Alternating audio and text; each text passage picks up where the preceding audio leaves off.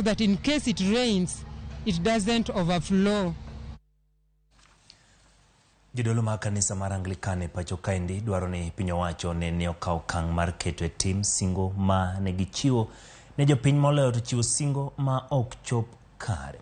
Gilero ni pek ma oganda kale sani en gino mawinjore piny owacho ni orakorego kendo kelo ne oganda fuong'ruok. Ka gichiwo pachgi higa achiel tok piny owacho mar Kenya Kwanza donjo e apis. Gilero ni apisi mag piny owacho opong' gi singo ma ok chop kare. Gidwaro mondo piny owacho ni gichopo singo mane gichiwo ne jopiny e kinde mane gisero ombulu.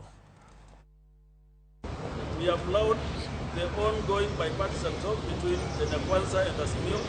However, we call upon the teams involved to embrace the spirit of good faith during the talks and to provide ways that can help the country address deeply rooted systemic issues which have polarized this nation for a long time. To this end, we humbly beseech the government and all relevant stakeholders to engage in open, constructive dialogue and expedite comprehensive action to address these critical issues.